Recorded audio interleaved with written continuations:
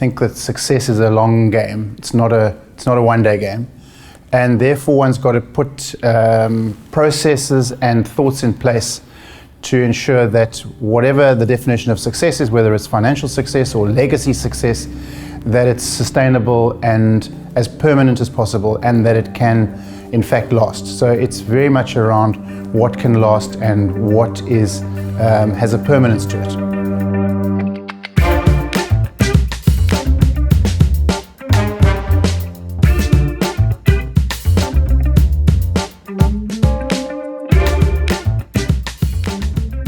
I think it's all about balance, and it's about trying to create a work-life balance, a personal balance around work and non-work, and obviously the importance of family. In a family organisation, that's absolutely critical. It's one of the cornerstones of our business, and for us a significant differentiator. From a business perspective, I was fairly disconnected growing up around the notion of leadership and business leaders. But as my business life developed, I became more and more conscious of good and bad business leaders and the importance of business leadership. But certainly growing up in our family, the notion of Pam Golding Properties as a business leader was a mile away from reality. It was a very small business, a fledgling business that was obviously started by my mother, and all I can remember from those early days is her on the telephone trying to sell houses. It was certainly not about a grand vision of a large business. So the irony of the Pam Golding story really is that my parents together really created that business. My mother was very much the front of house person, but my father was really the head of the family and very much the one who made all the strategic decisions. Just never really got the credit for it. Or took the credit for it, and was very happy to be in the background.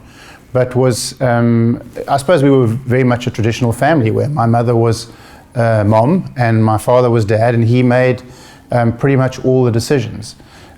She was a natural marketer and was able to take her natural ability of really putting buyers and sellers together at the top end of the Cape Town market and turn that into a business combined with an incredible entrepreneurial spirit.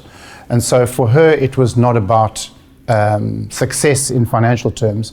For her, it was about fun. It was about enjoyment. It was about creating an environment which other people would join. And they always joked that in the early days, they never knew how much money they were making because the commission checks went into a drawer. And occasionally they would need money, so they'd go into the drawer and take a commission check out and go and cash it in the days of checks and old banking. So it was much more around the energy and the excitement of the thrill of housing transactions and really putting buyers and sellers together, and fundamentally a relationship between a buyer and a seller who were in many cases friends. And that's how it all started. I grew up in Cape Town. I went to primary school in Cape Town and then went to senior school in Grahamstown at St Andrews, and then always had a passion for medicine. So eventually via a fairly circuitous route of a BSc and in fact sports science honours, I eventually got into medicine at UCT and then completed that. And then I was a GP for 7 years in Sea Point, which I absolutely loved. And always said to anyone who asked me that the one thing I would never do was join Pam Golding Properties, because I was just on a different path completely. And then one fateful Sunday, my brother, who was in fact involved in the business and was running it together with my mom, he decided to change tack and go and start the commercial division of our business, and said that he felt that I would be an ideal candidate to come into the business. It wasn't something that I'd ever considered. And at that stage, I was 32. We had 2 small kids. And my wife and I had a relatively quick conversation about whether this was an opportunity that we wanted to continue and think about. And I think at the age of 32, you make naive and quick decisions. And so I sold my medical practice in November 1995, and I started with Pam Golding Properties in February 1996. Notwithstanding the fact that I'd grown up in the business but never been part of the business, when I arrived at Pam Golding Properties, it was a huge learning curve for me. So there was no question that I was trained as a medical doctor and not trained in the world of business, and had an enormous amount to learn. In a way, I was fortunate in that in 1996, the interest rates went to 25%, and there was a very serious challenge for all businesses in South Africa at that stage, and there was just a requirement to learn very quickly about many aspects of business. From a cultural perspective, my mother and I have always had an extremely close relationship, and our sense of values and our sense of the values of Pam Golding Properties have never really had needed any debate. And so I think that was a huge advantage, and that I was just simply able to plug into those values and that culture. And I think it also gave the organization a great deal of comfort, because there was significant concern that this young doctor was coming in to take over from effectively the founder, and that unquestionably represented a cultural challenge. But the fact was that our cultural synergy was almost absolute, and so there was never a challenge around that. There were significant differences in terms of vision, in terms of business philosophy. I'm kind of trained as a scientist, she works on gut feel, so there were lots of those challenges, but from a cultural perspective, it was very much in line. So the cultural identity of Pam Golding Properties was very much around Pam herself. It was about a Pam person which had qualities of the usual stuff around honesty, integrity, sincerity, professionalism, all those cliches. But there was another element which was around family and loyalty and commitment. Some famous phrases in our organization are things like press on regardless. Those sorts of qualities around family that I think are enduring. And so when recruitment was top of mind, individuals who were like-minded in terms of those cultural components were almost a requirement. And then the technical skills that individual might have was then something that was considered.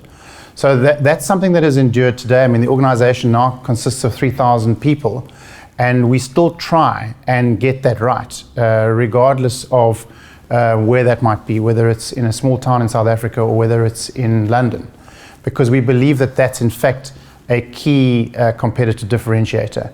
And very often we'll come up against someone, or we'll be introduced to somebody who technically is really perfect, but who culturally doesn't fit, and we discipline ourselves not to recruit that individual.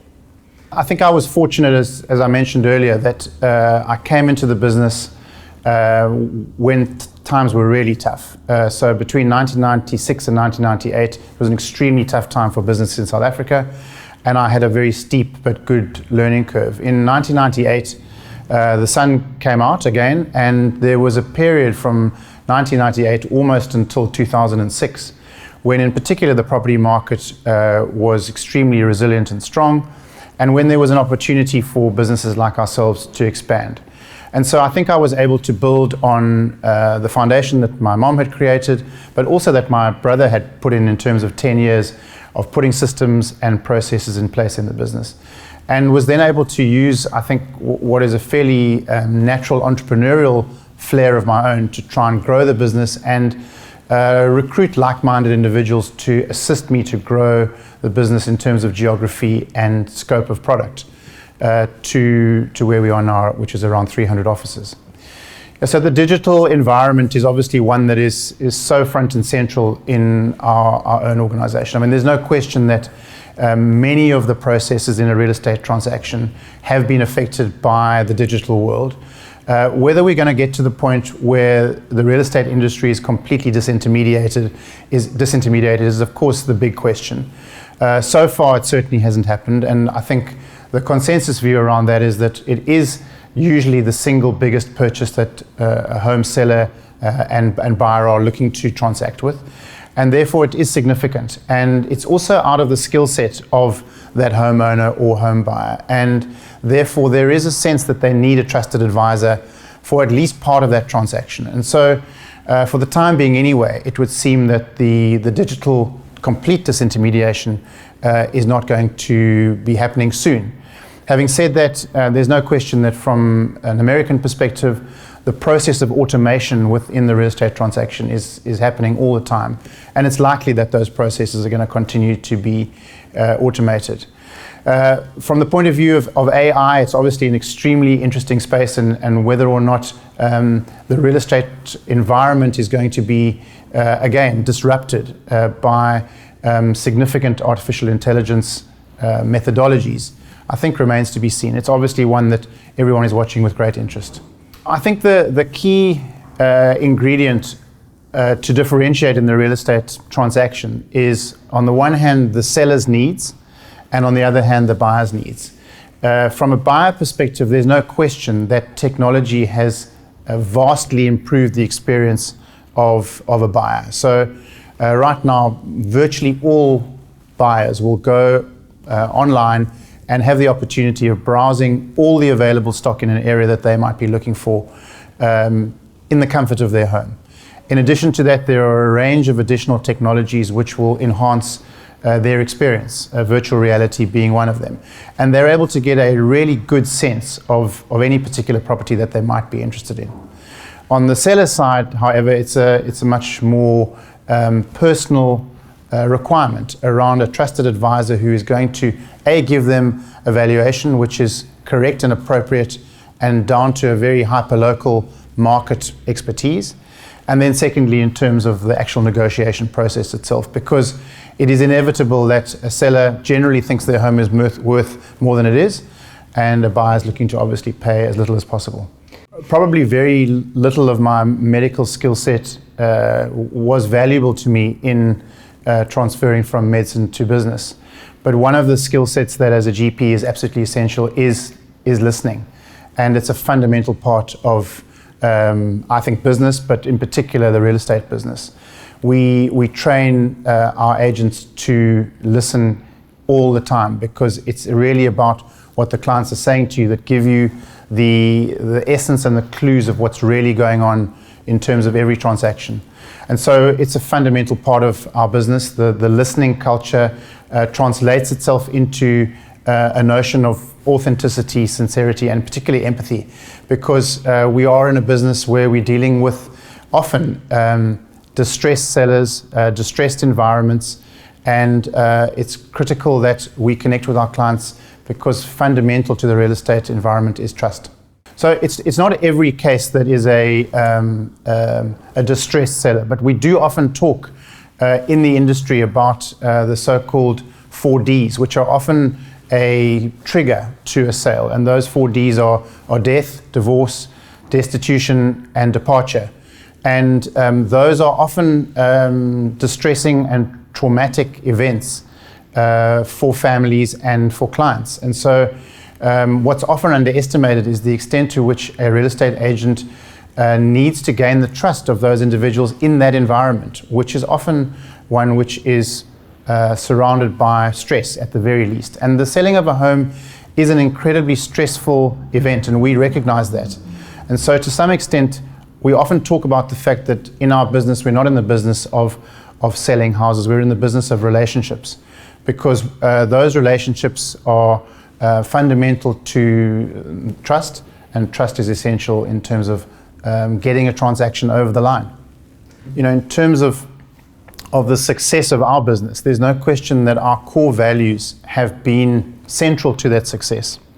And one of those core values is around trust. So there's a fundamental emphasis on trust within the business.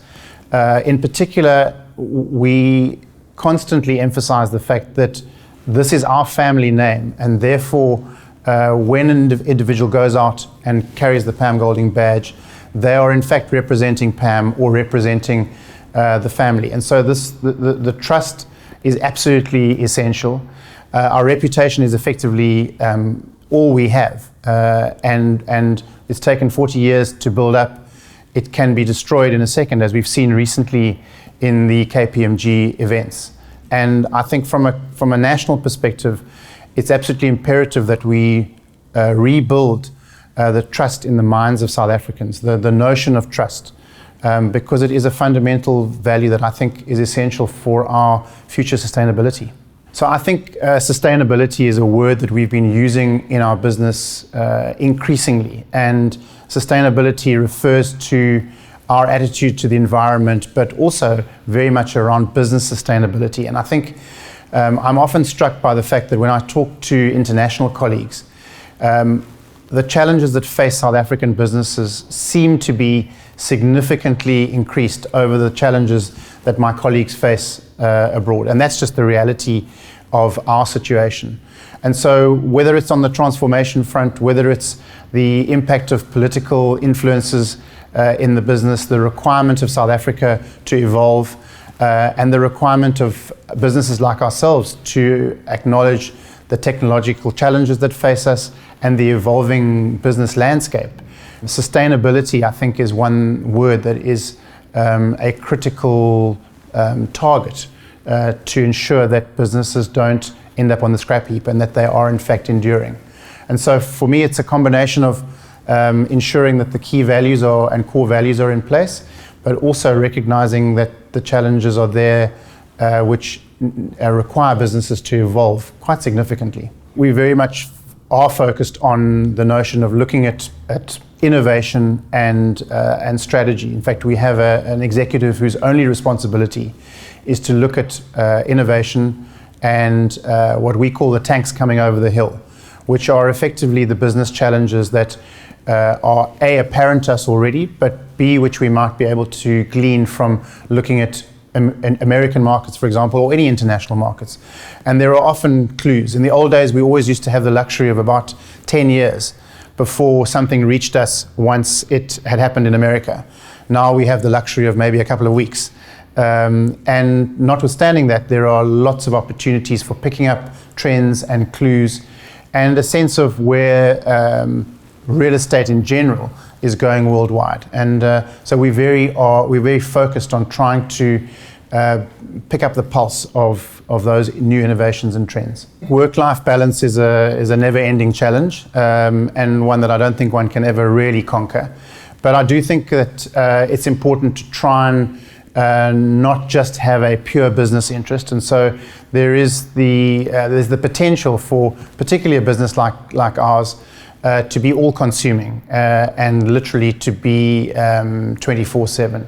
So I've consciously tried to diversify my interests away from that, and recently, in the last 7 or 8 years, got involved in long-distance triathlons, and I find that that's a very useful way of de-stressing, of having an alternative interest, and I think also as a growth opportunity personally. It's you learn a lot about yourself doing an Ironman event, whichever one it is. There's always a learning, and I find it quite reminiscent in a way of business, in that for me I do view business like an Ironman event. It's definitely not a short triathlon, and in a way the similarities are there too around different disciplines. So the running, the swimming and the cycling in a triathlon is in a way similar to the challenges that and different skills that you need in terms of running a business like ours, or I presume any business. So there are people skills required, there are business skills required, there are business challenges that hit you, and I think in an Ironman event you never really know what the day is going to be like. You can have prepared for it as well as you like, but the fact is that on the day, the weather conditions may be not what you expect, and there's always a sense in Ironman that you need to have a number of plans, A, B, C, and probably ending up in J, because all of those plans might not be appropriate for that day, and you might just be having an off day, but the fact is you still need to get over the finish line. Family balance is again one of the challenges, and in a family business we're all in it, so it's quite all-consuming. But there is a consciousness again around needing to separate out the business from what is a pure family involvement. But there's no question that work-life balance and family balance is a constant moving target and challenge. From any perspective, one of the features of current South African and global business is the inability to put a meaningful 5-year plan in place and have comfort in the knowledge that that plan is going to be rock solid. So I think one has to be extremely adaptable in the current environment and flexible, and be prepared to acknowledge that you can wake up one morning and everything's changed and you're going to have to make a plan. So notwithstanding that, I do think that the outlook for South Africa needs to be viewed optimistically. I just choose to look through an optimistic lens. And I think that is a critical component in terms of attitude, because it's very easy to do the opposite. And so for me, I choose that lens. I am genuinely hopeful for the future of South Africa and determined to try and play a role in that optimistic future, because I think the alternative is just not worth contemplating. So in terms of outlook for business, I choose that optimistic view, but it's a cautiously optimistic one, because I think one has to acknowledge that there are storm clouds all over the place, there are challenges, but we just have to find a way to get through them.